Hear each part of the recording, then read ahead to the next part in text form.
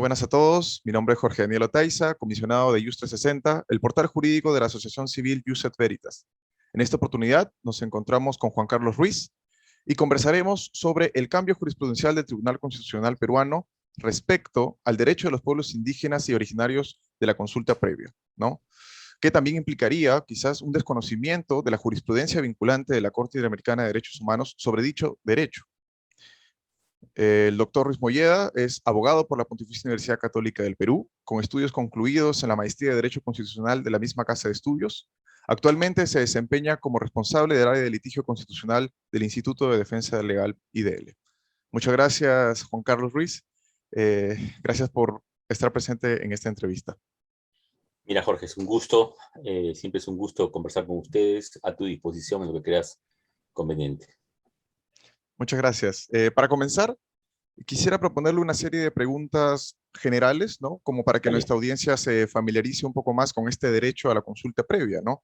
Quizás para comenzar, como le menciono, nos podría mencionar qué es y en qué consiste el derecho a la consulta previa. A ver, el derecho a la consulta previa es un derecho que está reconocido en el artículo 6 y en el artículo 15.2 del Convenio 169. ¿En qué consiste?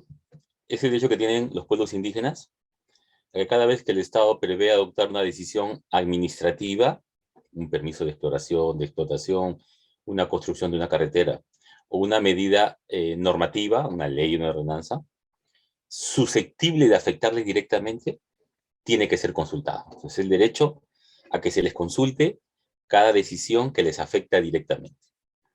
Este derecho está en el Convenio 169 y el Tribunal Constitucional, si bien en un momento no estaba claro, ya ha quedado zanjado, que como todo tratado de derechos humanos, el Convenio 169 tiene rango constitucional. ¿Qué significa eso?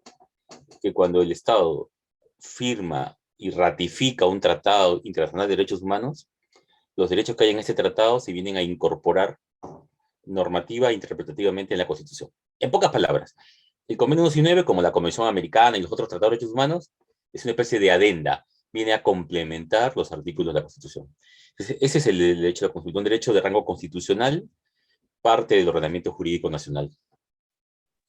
Es una de las primeras lecciones, creo, que recibimos en Derecho y en Derecho Constitucional, ¿no? A partir del artículo 3 y de la cuarta disposición final y transitoria, es que los tratados internacionales de derechos humanos cobran rango constitucional. En este caso, fue un tratado que entró en vigencia en 1995, ¿no? Tras su firma por parte del Mira, Perú. ahí hay un debate que es bien interesante. En principio, lo has dicho tú perfectamente. Hay lo que se llaman las cláusulas de apertura, vamos a usar una nomenclatura más española, cláusulas de apertura del derecho constitucional al derecho internacional. Tú has mencionado el artículo 3, has mencionado la cuarta disposición transitoria, yo agregaría el artículo 55 de la Constitución, que dice que los tratados son de cumplimiento obligatorio en el Estado peruano. Entonces, esas tres cláusulas son las que permiten esa apertura. Ahora, también hay otras maneras de constitucionalizar el derecho internacional. El control de convencionalidad, ¿no? Creado en la sentencia Almonacid versus Chile y desarrollado en otras sentencias. Esa es una segunda técnica para constitucionalizar el derecho internacional. La tercera técnica es la de bloque de constitucionalidad. Estaba en el artículo 79 del Código Procesal Constitucional anterior y ahora creo que está en el 76, si no me equivoco. ¿Qué significa eso? Que los tratados de derechos humanos son parte del parámetro de control constitucional, ¿ya? Sea por las cláusulas de apertura, sea por el control de constitucionalidad, o sea por la técnica del bloque de constitucionalidad, los tratados de derechos humanos tienen rango constitucional. Ese es el ABC. Eso lo ha dicho el Tribunal Constitucional en varias sentencias. O sea, hablamos de una jurisprudencia consolidada. Tu pregunta va más allá. ¿Desde cuándo es exigible el derecho a la consulta? Mira, ese es un tema bien interesante. ¿Por qué? Porque en la sentencia 6316 del 2008, proceso de amparo, un caso presentado por AIDC, en defensa de pueblos en aislamiento voluntario, el tribunal dijo algo así como, mira, si bien el convenio 169 ha entrado en vigencia en el año 95, en la medida que hay reglas que no estaban claras, mira lo que te voy a decir, solamente es exigible desde que entró en vigencia la sentencia 0022-2009 PI, que fue en el 2010. Es decir, el tribunal en esa sentencia, muy cuestionada, dice que el convenio 169 no es exigible desde el año 95, como lo dijo inicialmente, sino desde el año 2010. Automáticamente prendimos las alarmas y me acuerdo que en una audiencia pública ante la CDH sobre justicia militar, que fue Carlos Mesía, presidente del tribunal, y de él, yo trabajo ahí, le preguntamos. Y él dijo, no, no, no. El convenio 169 es exigible desde el 2 de febrero. Y el tribunal retrocede y saca la sentencia 00025-2009 PI. En el fundamento 23 de la sentencia 0025-2009 PI, el tribunal zanja el tema y dice, la exigibilidad de la consulta depende de la entrada en vigencia del convenio. Y el convenio 169 entró en vigencia en el Perú el 2 de febrero del año 95. ¿Qué significa eso? Que todos los actos administrativos y los actos normativos que afectan a pueblos indígenas debieron ser consultados desde el 2 de febrero del año 95. ¿Dónde está el problema, Jorge? Que salió la ley de consulta el año 2011, ¿ya? Cada vez que el Ministerio de Energía y Minas, nosotros litigamos mucho con ellos, quiere excusar su no consulta, dice, lo que pasa es que no había ley de consulta, o sea, si bien entró en vigencia el año 95, recién la consulta sale el 2011. En consecuencia, los actos que van entre el 95 y el 2011, no hay obligación de consultarlos porque no había ley de consulta. Mira el Eso, argumento. eso justo era lo que le iba a preguntar, ¿no? O sea, en realidad, a partir de la coyuntura del Baguazo, que era mi siguiente pregunta, entiendo, se reglamenta legislativo, bueno, se desarrolla legislativamente a partir de la ley 2978-5 y se reglamenta recién un año después, en el 2012, mediante decreto supremo. Entonces, esa era la disputa, aunque queda claro, ¿no? Mediante la jurisprudencia constitucional, que su vigencia fue en el 95, pero en los hechos se había entendido que recién desde el 2011, a partir de algunos ministerios, ¿no? La pregunta es, ¿una ley que está por debajo de la Constitución puede derogar o puede suspender o puede prorrogar la vigencia de un tratado internacional de derechos humanos? Ese tema justamente fue el tema que se discutió en el caso de la 0022-2009 PI, ¿ya? Que es una demanda por omisión de consulta de un decreto legislativo. La tesis de Minem fue, y de la empresa fue, no consulté el lote petrolero, no consulté la 1095 con decreto legislativo porque no había una ley de consulta. No consulté porque no había una ley de consulta. Bueno, ¿qué le responde el tribunal? Mira lo que te voy a decir. Los derechos de rango constitucional son de aplicación inmediata.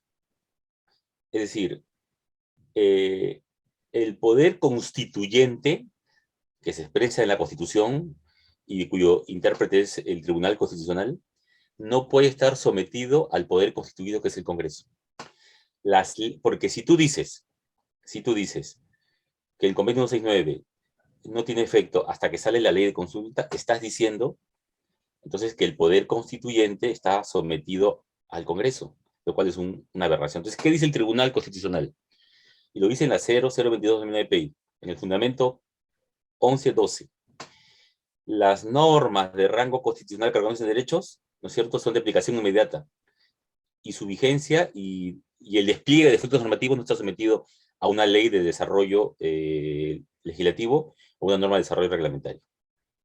Y si no hay ley, mira lo que te voy a decir, Jorge, le corresponde al juez estipular y concretar las reglas necesarias.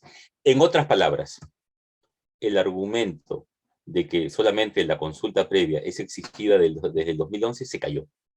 O sea, yo puedo discrepar, puedo hacer una tesis sobre eso, ¿no es cierto? Y discrepar, ¿no?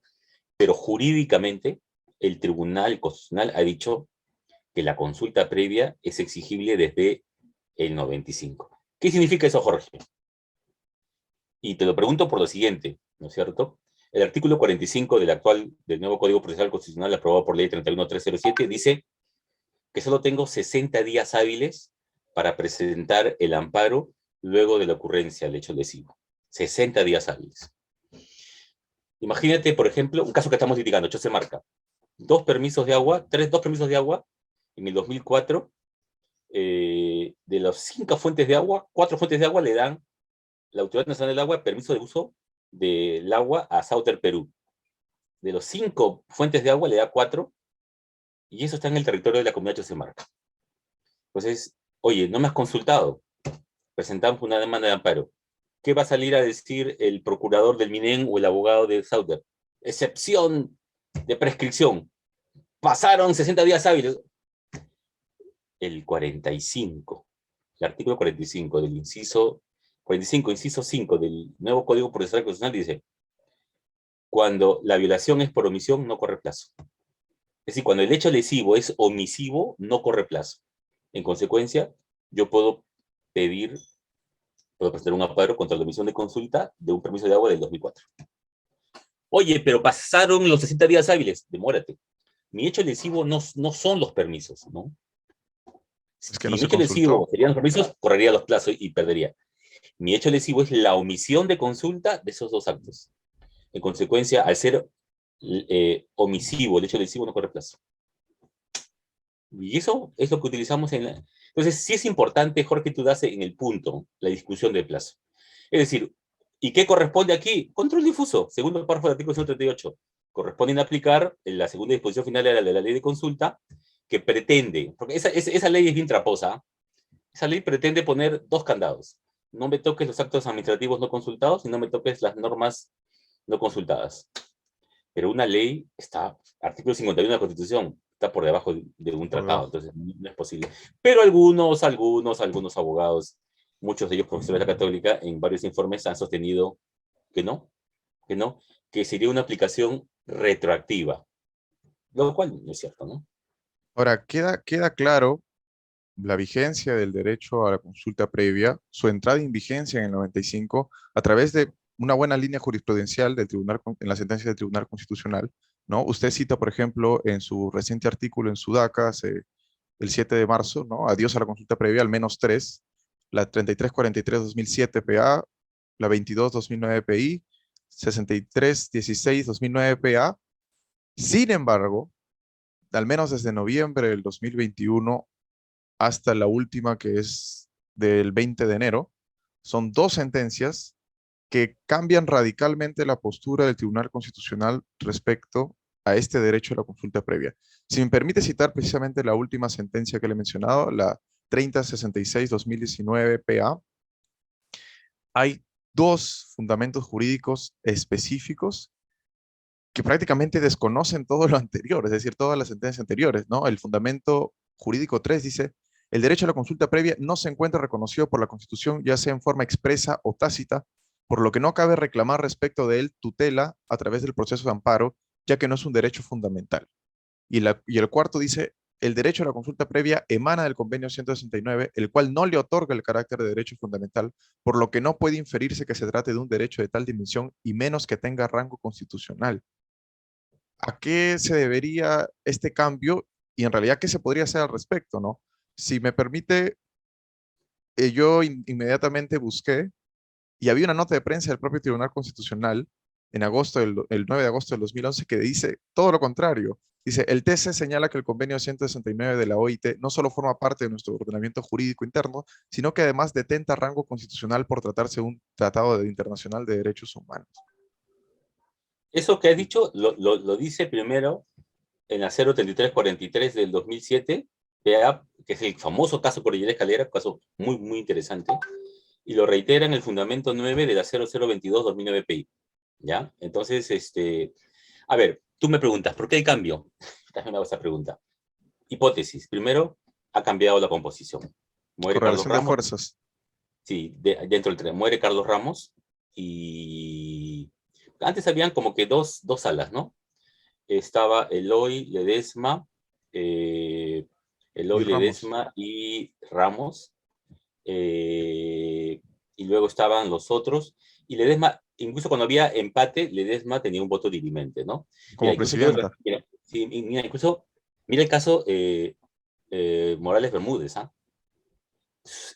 Ella tenía voto dirimente, y de ella dependía que se procese, o sea, porque es un habeas corpus que se presenta contra el proceso penal contra Morales Bermúdez, y ella dice: mi padre fue perseguido, yo por dignidad me tengo que abstener, porque tengo interés. Y gracias a su abstención no se logra mayoría y genera la impunidad de Morales Bermúdez. Pero yo obviamente discrepo, pero me parece un acto de mucha dignidad y mucho respeto a Ledesma. Maya. Yo tengo mucho respeto. Pero tú preguntes, ¿ha cambiado la composición? Entonces, claro, esto ha sido resuelto por la Sala 2. La Sala 2 son Cesardón, que en una audiencia me llamó abogado chavista, está Blume y está Ferrer. 3 personas que tienen una orientación conservadora, ¿no? El actual presidente del Tribunal Constitucional. Así es. Entonces, ahora, mira, yo puedo cambiar de opinión. De hecho, eso es, ¿no? O sea, yo puedo cambiar incluso, si tú miras la doctrina, se admite un cambio de opinión, obviamente tengo que fundamentar. Incluso ese cambio de opinión solo es para el siguiente caso. O sea, ese caso en que yo cambio de opinión tiene que sujetarse a las reglas anteriores. El cambio tendría que operar para el próximo. No les importó eso. Segundo, mira bien, no motivan su decisión. O sea, aquí hay una cosa que se llama una especie de eficacia horizontal. Yo estoy vinculado a mis propios fallos. Entonces, si yo he dicho que tiene rango constitucional, si quiero cambiarlo, tengo que explicar. Y si miras bien, no da ninguna razón. En realidad son 2 las sentencias, Jorge, que hacen el cambio. Primero es el caso FENAP, a mí me da mucha pena, ¿no? Que es el caso 0171-2009, 2008, 2009 PA, proceso de amparo. Este caso es terrible porque ahí lo que dice el tribunal es que no se consulta el lote 64. Mira, en el caso lote 116, muy cerca, en el Amazonas, que litigamos IDL, el Poder Judicial dijo, se suspende ese proyecto hasta que no se consulte. No dice que se consulte ley ya. Eso lo dice en una sentencia firme. Ojo, el Poder Judicial ha dicho, sí se consulta lote petrolero. ¿Ya? El otro caso es el caso que hemos litigado nosotros, que es la 03066-2019, proceso de amparo, caso de la comunidad Chila Chambila y Chila Pucara, caso que viene del Aymarazo, hay que decirlo, Jorge. Entonces, nosotros ahí con Duma, una ONG de Puno, que yo quiero mucho y respeto mucho, dicen, compañeros, en vez de ir por medidas de fuerza, vayamos a la justicia constitucional. Ojo que en un anterior caso, el caso Atuncoya, también litigado por IDL con Duma, la sala civil de la Corte de Puno le dice a Ingemet, no me entregues concesiones mineras de espaldas a las comunidades, consúltame las concesiones con las comunidades. Ojo, entonces, el Poder Judicial ha dicho, consúltame los lotes petroleros, consúltame concesión minera, caso Tuncoya. En este caso, ¿qué dice el tribunal? En la 1171 no me consultes lote petrolero y en la 3066 no me consultes concesión minera. Mira, mira qué interesante, ¿no? Entonces el tribunal cambia de opinión. Ahora, también hay un tema ahí, Jorge, ¿eh? Es esta idea de, o sea, yo, Sardón, ya estoy en desacuerdo y voto, pero no puedo, o sea, tengo que, de alguna manera, hay un espíritu de colegialidad. Se zurran en las sentencias del Pleno, ¿no? Pero en fin, ¿no? Ahí lo dejo. Ahora, frente a esta nueva postura jurisprudencial del derecho a la consulta previa, ¿cabe interponer algún recurso o alguna forma viable, ¿no? Que podría cambiar nuevamente o retomar la postura original y jurisprudencial que tenía el Tribunal Constitucional? ¿O sencillamente porque es el máximo intérprete, ahí quedó? El Tribunal Constitucional no es el único intérprete, ni el primero, es el último y definitivo, ¿ya? Tienes básicamente, yo creo que 3 recursos.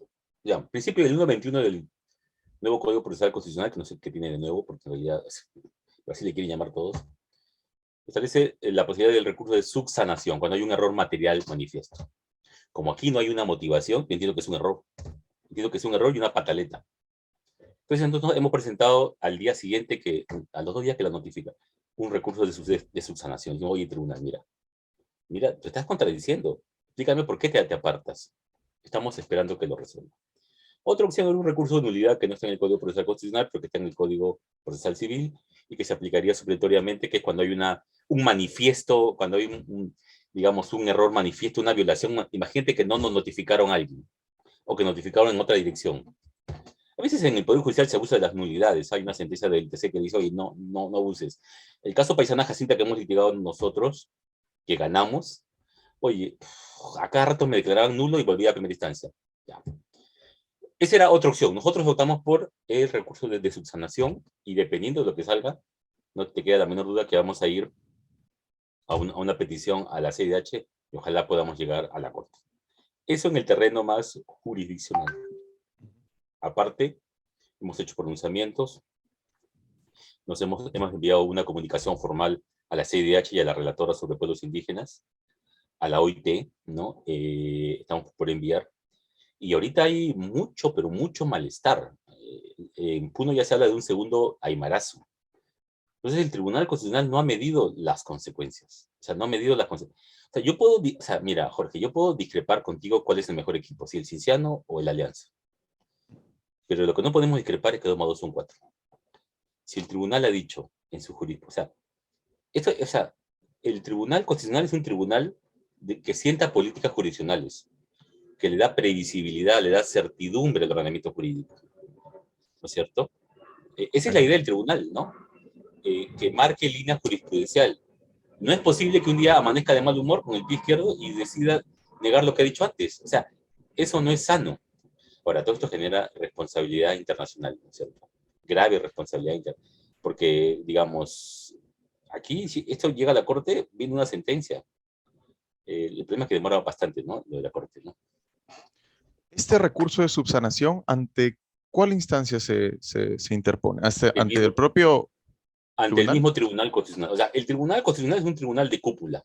Uh-huh. O sea, es un tribunal que cierra el sistema. Se acabó. Nosotros estamos pidiéndole que, o sea, hay recurso de aclaración y recurso de subsanación. Aclaración es cuando no está claro cierto extremo, ¿no? Y subsanación cuando hay un error material. Hemos optado por recursos de subsanación ante el mismo tribunal, ¿no? O sea, es darle la oportunidad de que se rectifique. Esperemos que rectifiquen y que midan bien las consecuencias.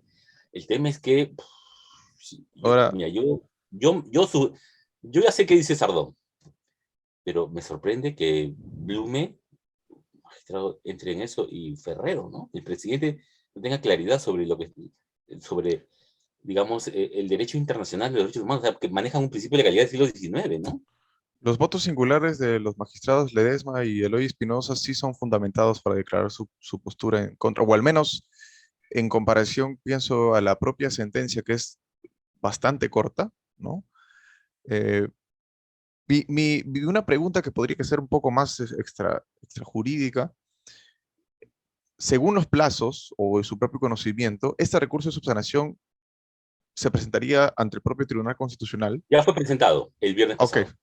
pero ¿cabe la posibilidad de que lo resuelva el próximo y nuevo Tribunal Constitucional No, tras la no, elección o es el mismo? no, tiene que ser porque lo del TC va a demorar mucho. Además, hay unas chanchulladas ahí, en fin, hay todo un tema de repartija, que es lo que siempre ocurre.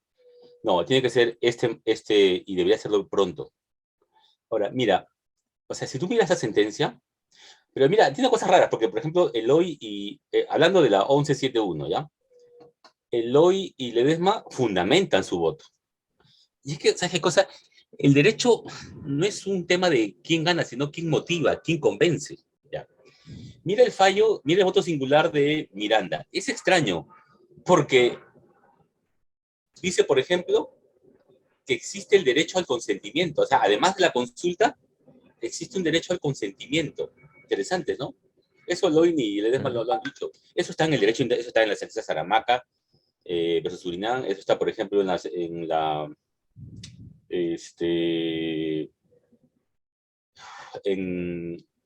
el artículo, en la 10ª disposición final y transitoria de la ley del reglamento de la ley de consulta. Por ejemplo, se reconoce que en 2 casos, además de la consulta, hay la obligación de consentimiento.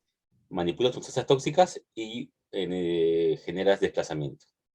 Pero bueno, pero hay O otro sea, tema si, ahí. si me permite, quizás solo para dejarlo en claro, entiendo que no se trata solo de hacer la consulta, sino de que esta consulta sea aprobada, de que sea consentida finalmente. ¿A eso se refieren como derecho de Ese es un consentimiento? tema interesante. Bueno, el voto de Miranda trata sobre eso y reconoce que hay un derecho al consentimiento. Cuando tú lees a Ledesma y a Eloy, y a muchos abogados, no existe consentimiento, ellos le llaman veto, no existe veto. En la 0022, el tribunal dice, no existe veto. Entonces, cuando tú miras la ley de consulta y el reglamento y el convenio dice, el objetivo de la consulta es obtener el consentimiento de los pueblos indígenas. Entonces, claro, ellos interpretan el consentimiento como un ideal retórico. Sin embargo, en la sentencia Saramaca, de Surinam, la sentencia de fondo, en el párrafo 133-134, la Corte ha dicho, cuando estamos ante proyectos de gran envergadura, que puede generar una serie de efectos fatales, como por ejemplo desplazamiento, contaminación, además de la consulta, tienes que obtener el consentimiento. Esa sentencia, por ejemplo, y ese párrafo, el TC lo retoma en el caso Cordillera Escalera, la 3343, y dice, ojo, acá hay un supuesto de consentimiento. Nosotros como IDEL hemos litigado un caso ante la Corte, una acción popular, y la Corte Suprema le dice al MINEN, ojo, que hay un supuesto de consentimiento. Tú dirás, oye, pero eso de consentimiento, mira, la Corte Constitucional Colombiana, una corte prestigiosa, en la sentencia, se llama SU, sentencia de unidad, se junta todo el tiempo. En la sentencia de unidad 123 del 2018, reconoce, además de la consulta, la existencia de una obligación de tener el consentimiento cuando estamos ante proyectos que pueden poner en peligro la subsistencia de ese pueblo. O sea, la corte constitucional más importante, yo creo que Salaquet, este chileno decía, si hay una corte que hay que citar, es la Corte Constitucional Colombiana, ha reconocido vía jurisprudencia la existencia de un supuesto de consentimiento. Entonces, no estamos hablando, entonces yo creo que existe una regla. Ahora, tú ves el 16 del convenio 169, cuando hay desplazamiento, obtén el consentimiento. Entonces, pues sí hay una obligación adicional. Otra cosa es que estamos peleándola para que se respete, ¿no? Lo que pasa es que el Tribunal Constitucional le dio la espalda a eso y dijo, no existe veto. Yo Pero, pregunto, si ese proyecto va a poner en peligro la subsistencia, ¿se puede realizar? Imagínate que ahí tienes pueblos en aislamiento voluntario, que tienen una extremada vulnerabilidad, y ese proyecto va a suponer que mueran todos. No parece razonable, ¿no? lo que le estaba a punto de mencionar, antes de interrumpirle el lamento, era, antes estaba en disputa o en debate al menos la existencia del derecho de consentimiento, pero ahora básicamente se ha negado siquiera la existencia del derecho a la consulta previa. Entonces se trataría pues de un retroceso bastante drástico, ¿no? A ver, yo creo que no hay Ajá, retroceso. O sea, yo creo que hay un retroceso, pero que no es ok, vinculante. Tú tienes dos, o sea, los precedentes constitucionales tienen dos, digamos, dos tipos. La ok. doctrina jurisprudencial y el precedente vinculante. El precedente vinculante dice el TC, de ahora en adelante el fundamento 15, 16 y 17 es vinculante. Se acabó. Y eso está en el Código Procesal Constitucional.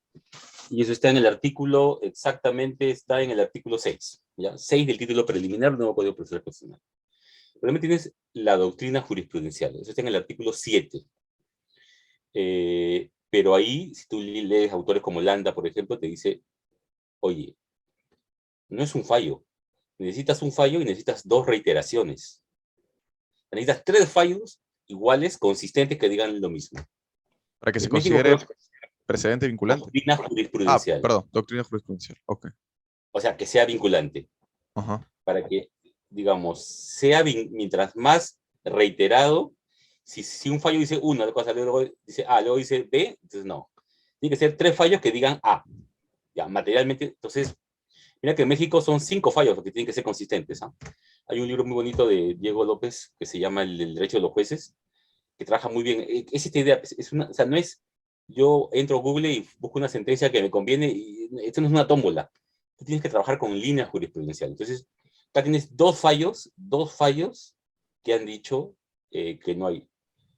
Entonces, ahorita no hay, técnicamente, no hay una doctrina jurisprudencial, no estamos ante una nueva regla. Técnicamente, o sea, si queremos hablar en puridad, no hay. O sea, tenemos dos fallos, para mí, berrinche. Tú mira al doctor Sardón. El doctor Sardón, digamos, es muy cercano a la actividad minera, ¿no? Entonces, ahí yo que él me hubiera abstenido, pero en fin, ya. Entonces, no estamos ante fallos vinculantes. Ese sería mi... Pero además yo te doy un siguiente argumento. Capaz de haber escuchado hablar de la cosa juzgada constitucional. ¿Ya? Hay un famoso caso que se llama Casinos y Tragamonedas. Este es el caso 006, creo que es del 2007-2008. Caso de Tragamonedas, donde el tribunal dijo, puede que haya cosa juzgada formal, pero si esa cosa juzgada no es conforme con la Constitución, con la jurisprudencia de la Corte Interamericana, con la jurisprudencia del tribunal, no es una cosa juzgada constitucional. ¿Entiendes? El caso Martín Rivas, un caso del Tribunal Constitucional también muy importante, ¿no? Formalmente la justicia militar había absuelto a Martín Rivas. Pero ¿qué dice el tribunal? Mira, aquí, para comenzar, la justicia militar no era la competente. Hicimos salirnos de la competencia interamericana, sacamos leyes de amnistía. Acá no había voluntad de realmente impartir justicia, sino de impunidad. En consecuencia, aquí, en estos fallos que absolvieron a los militares de crímenes contra los derechos humanos, en la justicia militar, aquí hay cosa juzgada formal, pero no material. En consecuencia, declaro nulo todo y vuelvo a hacerles a procesar y en la jurisdicción ordinaria. Entonces, ¿qué es lo que te trata de decir? Pueda que estemos ante cosa juzgada formal, pero materialmente no. Y utilizando las mismas categorías del Tribunal Constitucional. No sé si me dejo entender. Sí, creo que ha quedado bastante claro, ¿no? Por último, digamos, técnicamente faltaría al menos un tercer fallo, como usted ha mencionado, ¿no? Pero bueno, muchas Ya. gracias, Juan Carlos ¿No? Ruiz, ¿no? Muchas gracias por su tiempo, por su colaboración. Esto fue todo desde IUS 360, ¿no? No sé si quisiera darnos unas palabras finales para poder cerrar. No, mira, yo creo que hay como siempre decía el doctor Landa, el derecho es una herramienta que surgió para controlar a los poderes y proteger a los más pequeños. ¿No? El derecho surgió eso, para controlar, limitar, neutralizar, exorcizar el poder militar, el poder político, el poder económico, y controlar a los más pequeños. Algo pasó en la historia que ahorita el derecho lo utilizan para cuidar a los grandes y perseguir a los pequeños. Yo creo que hay que devolverle al derecho su noble sueño. El derecho tiene que ser una herramienta para proteger a los más débiles, aquellos que no tienen acceso a, a los recursos necesarios para satisfacer sus necesidades, ¿no? De eso se trata, ¿no? Usar el derecho como una herramienta para defender la dignidad humana, ¿no? Yo te agradezco a ti, Jorge, me ha encantado esta entrevista, manejas muy bien el tema y cuando lo creas y estimes conveniente, un gusto conversar otra vez contigo, ¿ya? Un saludo a todos tus seguidores, a todos los seguidores de esta plataforma y un saludo a Yus Veritas, ¿sabes? Muchas gracias nuevamente, Juan Carlos Ruiz. Esto ha sido todo desde IUS 360. No se olviden seguirnos en nuestras redes sociales como @IUS360 y @USETVeritas. Muchas gracias nuevamente y eso fue todo.